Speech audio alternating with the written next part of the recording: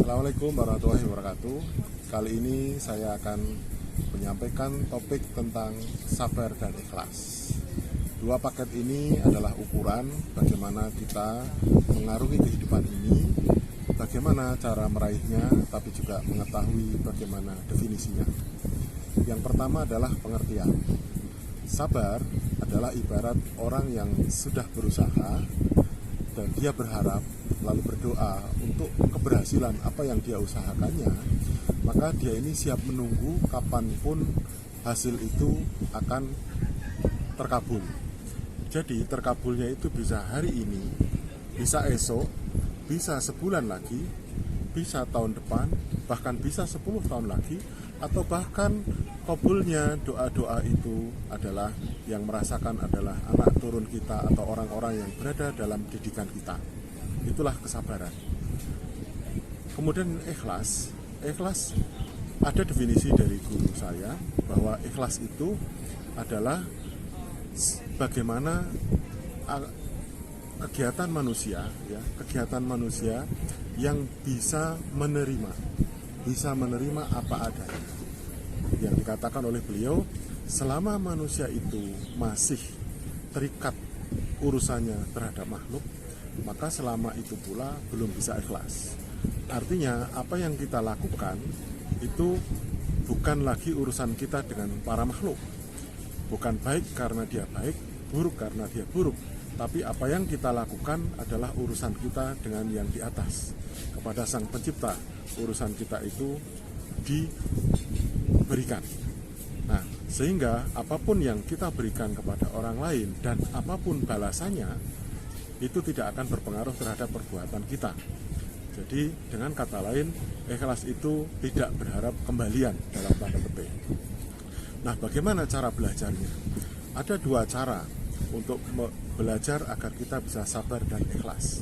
Yang pertama, saya memberikan tips adalah memberikan makan kucing lewat. Jadi Anda bisa bayangkan ada hewan atau apapun hewannya, ketika kita melihat dia sedang kelaparan, lalu kita memberikan makan. Tujuannya hanya satu, menolong untuk dia bisa makan. Kenapa saya katakan lewat? Karena di situ tidak ada hak kita untuk memiliki.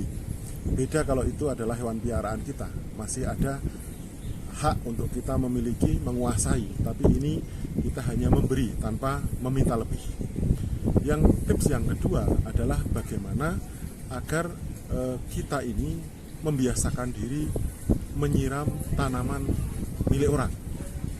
Atau bahasa lainnya, cobalah Anda belajar menyiram tanaman di halaman kantor orang. Maksudnya adalah kita melihat banyak pot-pot tanaman yang tidak terawat dengan baik. Lupa pada penyiraman. Ketika kita main di satu tempat, di rumah orang atau mungkin di kantor orang, kita melihat pot tanaman itu begitu kering, membutuhkan air, maka kita bisa berbagi air itu untuk minum si tanaman. Kenapa? Karena tanaman yang di dalam pot itu seperti tanaman yang di penjara. Dia hanya bisa berharap minuman dari atas. Itulah sedikit belajar kita bagaimana belajar tentang sabar dan ikhlas. Contoh lainnya adalah pernah juga digambarkan perbuatan yang mendekati ikhlas itu adalah seperti orang yang BAB. Jadi ketika kita BAB di kamar mandi, kita tidak berpikir lagi BAB kita itu lari kemana, jadi apa, tidak pernah kita pikirkan. Itulah perbuatan yang mendekati ikhlas. Jadi di sini memang kita perlu belajar bagaimana agar kebaikan yang kita berikan kepada semesta, baik itu kepada makhluk hidup maupun yang tidak hidup dalam definisi kita tetap bisa berbuat baik apapun tanpa syarat, tanpa kita berharap lebih kepada kebendaan atau sesuatu yang kita berikan itu. Semoga ini bermanfaat. Terima kasih. Wassalamualaikum warahmatullahi wabarakatuh.